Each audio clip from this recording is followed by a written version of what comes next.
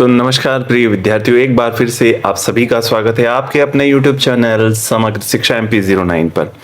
जैसा कि वादे के मुताबिक मैं फिर से आप लोगों के सामने हाजिर हुआ हूं एक और नए वीडियो के साथ में।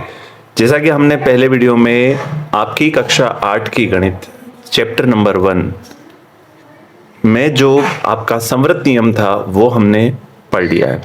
अब हम उसी के अंदर दूसरा जो सेकंड नियम है जिसे हम क्रम विनिमयता कहते हैं, अब उस क्रम विनिमयता को समझेंगे, यानी कम्यूटेटिव प्रॉपर्टी को हम अच्छे से समझेंगे इस वीडियो के अंदर। तो अंत तक बने रहिएगा और अगर नए हो तो चैनल को सब्सक्राइब करना ना भूले, साथ ही साथ वीडियो को लाइक करना ना भूले। तो देर न करते हुए हम क्रम विनिमयता नियम को समझते हैं। देखिए, क्रम विनिमयता होता क्या है। यदि संख्याओं का क्रम बदलने पर भी संक्रियाएं यानी प्लस माइनस जोड़ घटाव गुणा जो भी है वो का परिणाम नहीं बदलता है, एज इट इज हमें वही नंबर मिले, तो वह क्या कहलाती है, क्रम विनिमय, है ना। If changing the order of numbers does not change the result, the operation is commutative. अब चलिए फटाफट देर न करते हुए हम देखते हैं। पहले हम प्राकृत संख्या के लिए देख रहे हैं।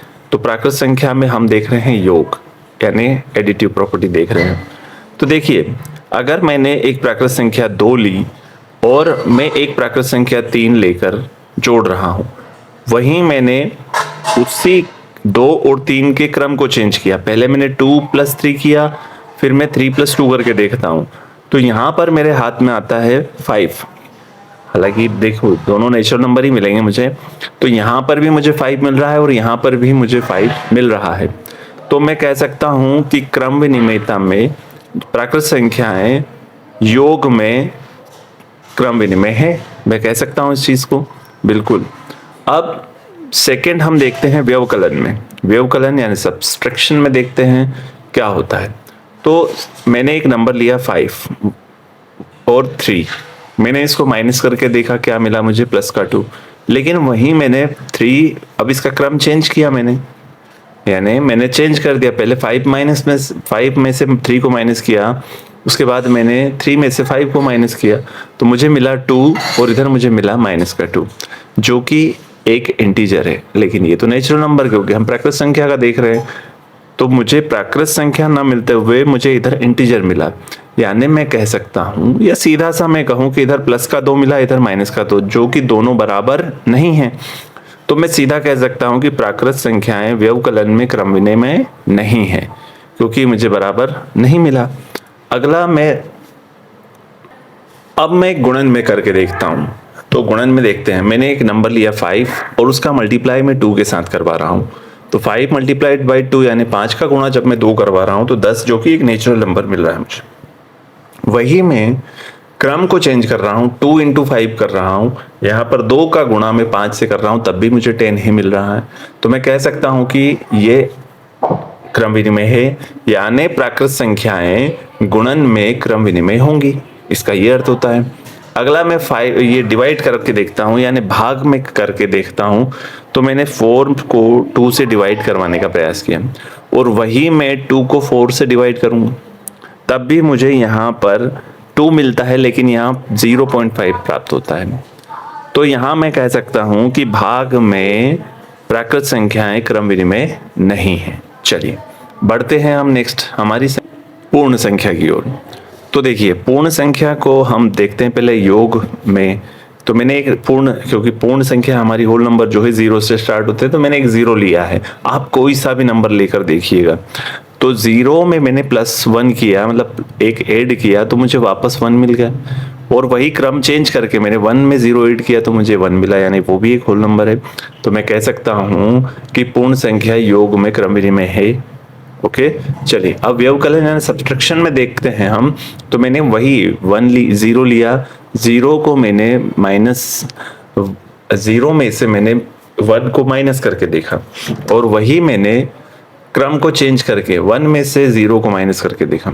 तो इस कंडीशन में मुझे -1 मिलेगा और इस कंडीशन में मुझे 1 मिलेगा। ठीक है, तो यहाँ पर आप देख पा रहे हो -1 और 1 ये दोनों इक्वल नहीं है, यानी ये इंटीजर है, ये होल नंबर है। तो मैं कह सकता हूं कि व्यवकलन पूर्ण संख्याएं व्यवकलन में क्रम विनिमय नहीं है, यानी मैं जब उनके क्रम को चेंज करता हूं तो मुझे यहाँ पर वो का वही नंबर नहीं मिलेगा जो मैं चाहता हूं। अब गुणन की बात कर लेते हैं हम, यानी मल्टीप्लिकेशन की बात कर लेते हैं। तो वापस मैंने 0 लिया, उसका मल्टीप्लाई मैंने 5 से करवाया, तो जब मैं 0 को 5 से मल्टीप्लाई करवाता हूं तो मुझे 0 मिलता है। वही मैंने क्रम चेंज किया है, इंटरचेंज किया, 5 को पहले लिया, 0 को बाद में लिया, जब इसका मल्टीप्लाई करवाया तो मुझे 0 मिला। तो मुझे यहाँ भी होल नंबर मिला, यहाँ भी होल नंबर मिला, यानी यहाँ भी वही नंबर मिला, मुझे यहाँ भी वही नंबर मिला। तो मैं कह सकता हूँ कि गुणन में जो पूर्ण संख्याएं हैं वो क्रम विनिमय है। अब भाग की बात कर लेते हैं, डिवाइड की बात। डिवाइड मैंने 0 वापस से 0 लिया, आप कोई भी नंबर ले सकते हो, तो 0 में मैंने 1 से डिवाइड करवाया। तो आपको पता है कि जब आप 0 को किसी भी नंबर से डिवाइड करवाते हो तो क्या मिलता है बेटा, 0 मिलता है। लेकिन अगर आप किसी नंबर को 0 से डिवाइड करवाते हो तो वो नॉट डिफाइंड होता है, यानी इनफाइनाइट हम बोल देते हैं, नॉट डिफाइंड होता है। ओके, तो यहाँ पर दोनों ही बातें अलग हैं। इसीलिए मैं कह सकता हूँ कि पूर्ण संख्याएं भाग में यानी डिवीजन में क्रम विनिमय नहीं है। तो ये हमारी पूर्ण संख्या का कॉन्सेप्ट भी क्लियर हो गया। चलिए अब नेक्स्ट हम हमारा जो इंटीजर है सी यानी पूर्णांक है, उसके लिए भी हम कॉन्सेप्ट को क्लियर कर लेते हैं। तो पूर्णांक आप लोगों को पता है, integers plus and minus and zero के कॉम्बिनेशन को हम पूर्णांक कहते हैं। तो देखिए मैं पहले योग करवा के देख रहा हूँ। मैंने एक पूर्णांक -2 लिया और एक 4 लिया, उन दोनों का टोटल यानी योग करवा रहा हूं तो मुझे 2 मिलता है।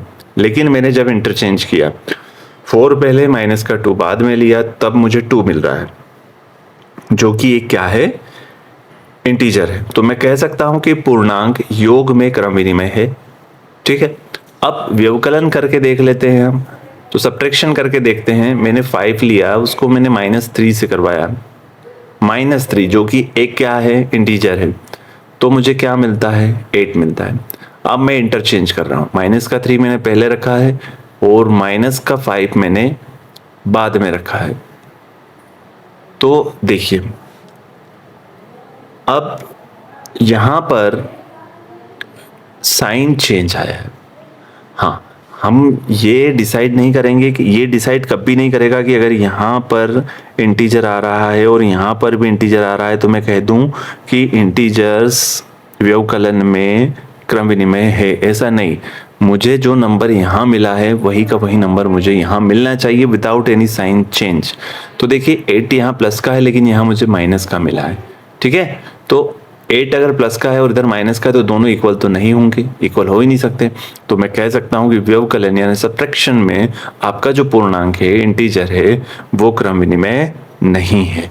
अब गुणन में देख लेते हैं, मल्टीप्लिकेशन में देख लेते हैं। मैंने -3 जिसका मल्टीप्लाई 4 से करवा रहा हूं और इधर मैंने इंटरचेंज कर दिया उनके क्रम को, तो 4 पहले लिया और -3 बाद में लिया। तो आप देख सकते हैं यहाँ 12 आया माइनस का, यहाँ पर भी 12 माइनस का, दोनों इक्वल है। तो मैं कह सकता हूँ कि गुणन में यानी मल्टीप्लिकेशन में जो आपके पूर्णांक है वो क्रम विनिमय है। अब चौथी हम भाग में डिवीजन में देख लेते हैं। तो देखिए मैंने पहले -8 को 2 से डिवाइड करवाया तो मुझे -4 मिला, लेकिन वही बात मैंने क्रम को चेंज किया, यहाँ पर मैंने 2 पहले और -8 बाद में, तो मुझे अपॉन में रेशनल नंबर मिल रहा है। यानी रेशनल नंबर नहीं, मैं अगर इसको डिवाइड करूंगा तो मुझे 0 पॉइंट कुछ समथिंग मिलेगा यहाँ पर, है ना। तो यहाँ पर ये दोनों नंबर इक्वल नहीं है। तो मैं कह सकता हूँ कि भाग में जो हमारा पूर्णांक है वो क्रम विनिमय नहीं है। चलिए अब हमारा अंतिम नंबर बचा है, उसे भी फटाफट हम कर ले। अब हमारा अंतिम नंबर है परिमेय संख्या यानी रेशनल नंबर्स। अब रेशनल नंबर को हम देखते हैं योग में वो क्या क्रम विनिमय है कि नहीं है। तो योग में हमने 2 रेशनल नंबर लिए हैं, यहाँ पर दोनों रेशनल नंबर को जोड़कर देखेंगे हम। तो देखिए रेशनल नंबर को अगर आपको जोड़ते, घटाते, गुणा करते नहीं आता है तो मुझे कमेंट में जरूर बताइएगा, तो मैं आपको फिर एक वीडियो के माध्यम से, क्योंकि यहाँ अभी बता पाना सभी संभव नहीं है, तो इसके लिए एक अलग वीडियो में बना दूंगा। तो पहले आप देखिए यहाँ पर इस वीडियो के अंदर, जब भी नीचे हमको पता है कि जो हर होता है अगर सेम हो तो हम डायरेक्ट हर को एक बार लिखते हैं और वो ऊपर वाले नंबर्स को जोड़ लेते हैं। तो मैंने यहाँ पर हर देखा, 4 को लिखा और 1 + 2 करा, तो यहाँ पर मेरे सामने क्या आया, 3/4। इधर मैंने चेंज किया, इंटरचेंज किया, वही वापस वही कहानी कि आपका हर 4 है, ऊपर वाले नंबर को जैसे ही जोड़ोगे आप तो 3/4 यहाँ पर भी मिला। तो मैं कह सकता हूँ कि जो आपकी परिमेय संख्या है वो योग में क्रम विनिमय है, यानी उनके क्रम को चेंज करने से उन पे कोई इफेक्ट नहीं पड़ रहा है नंबर पर। व्यवकलन में देखते हैं, सब्ट्रैक्शन में करके देखते हैं, मैंने 2/3 लिया, 1/3 लिया, वापस से मैंने सेम डिनोमिनेटर लिया, यहाँ पर हर लिया है, क्योंकि सेम होने से थोड़ा सा काम आसान हो जाएगा। आप कोई और नंबर पे भी ट्राई करके देखिएगा। चलिए, तो यहाँ पर 3 कॉम दिखा मुझे सेम, तो मैंने 3 लिया और 2 में से 1 माइनस किया तो मुझे 1/3 मिला। लेकिन यहाँ पर मैंने जैसे ही क्रम को इंटरचेंज किया, 1 पहले लिखा, 2 को बाद में लिखा, और जब मैं करने जा रहा हूँ तो मुझे माइनस का 1/3 प्राप्त होता है, जो कि मुझे दिखाता है कि ये क्रम विनिमय नहीं है। तो मैं कह सकता हूँ व्यवकलन में जो परिमेय संख्या है वो कभी भी क्रम विनिमय नहीं होती है। ठीक है, अब गुणन में करके देख लेते हैं। हमारा मल्टीप्लिकेशन में क्या होता है, मैंने एक नंबर लिया है -7/3, उसका मल्टीप्लाई मैं एक रेशनल नंबर 5/4 से करवा रहा हूँ। अब इक्वल का साइन लगाकर मैंने उनके क्रम को इंटरचेंज किया, 5/4 पहले लिखा, मल्टीप्लाई -7/3 बाद में लिखा, तो मुझे क्या मिलता है, माइनस का 35/12 और इक्वल माइनस का 35/12। तो मैं कह सकता हूँ कि गुणन में आपकी परिमेय संख्याएं क्रम विनिमय हो सकती है, हो सकती नहीं, होती है। भाग की बात कर लेते हैं, डिवाइड की बात कर लेते हैं हम। तो 1/2 को मैं जब डिवाइड 3/4 से करवा रहा हूँ तो मुझे क्या मिलता है, 2/3, लेकिन वही 2/3 मिल रहा है। वही मैं फिर क्रम को चेंज कर रहा हूँ, मैंने 3/4 को पहले 1/2 को 3/4 से किया, तो यहाँ इसका प्रोसेस, क्योंकि डिवाइड को जब आप मल्टीप्लाई में चेंज करते हैं तो ये नंबर पलट जाते हैं, ऊपर 4 और नीचे 3। ये जब आप मुझे अगर कहेंगे तो मैं इसका भी कॉन्सेप्ट क्लियर करके दूंगा, लेकिन फिलहाल अभी नहीं हो पाएगा। तो देखिए, जब आप डिवाइड करना थोड़ा सा डिफिकल्ट होता है तो उसको आप डिवाइड को जब मल्टीप्लाई में बदलते हैं तो किसी एक नंबर का हमें क्रम क्या पलटना ही पड़ता है। तो 3/4 को हम 4/3 लिखेंगे, क्योंकि बीच में हमने क्या डिवाइड का साइन हटा के मल्टीप्लाई लिया है। तो जब मैं करता हूं तो यहाँ मुझे 2/3 मिलता है। अब मैंने यहाँ क्रम चेंज किया, 3/4 को जब मैं 1/2 से डिवाइड कर रहा हूँ तो वापस वही प्रोसेस करने के बाद मुझे यहाँ 3/2 मिलता है। तो 2/3 इक्वल नहीं है 3/2 के, इसीलिए मैं कह सकता हूँ कि जो आपकी परिमेय संख्याएं हैं वह भाग में क्रम विनिमय नहीं है। तो ये आज आपका क्रम विनिमयता नियम भी समाप्त हुआ। नेक्स्ट वीडियो में हम सहचार्यता की प्रॉपर्टी को कंप्लीट करेंगे, सहचार्यता नियम को अच्छे से समझेंगे। ये वीडियो आपको कैसा लगा हमें कमेंट सेक्शन में जरूर बताएं। साथ ही साथ अगर थोड़ा भी अच्छा लगा हो आप लोगों को तो एक लाइक जरूर कर दीजिएगा, ताकि हम ये वीडियो ऐसे आप तक पहुंचाते रहें। और इस बार आप निश्चिंत रहे, आपकी बोर्ड एग्जाम में बहुत बेहतरीन नंबर आने वाले हैं, क्योंकि इस बार हम लगन से और मेहनत से आप लोग और मैं मिलकर हम अपना कंप्लीट करेंगे सिलेबस। तो बने रहिए, हर संडे आपको मिलता रहेगा। हर संडे का अर्थ ये है कि मंडे के दिन आप लोगों को हर एक वीडियो, अभी बीच में मैं और भी डालने का प्रयास करूंगा, लेकिन हाँ मंडे फिक्स है आप लोगों के लिए, मंडे हर एक वीडियो मिलता रहेगा। तो मिलते हैं नेक्स्ट वीडियो में, तब तक के लिए जय हिंद, जय भारत।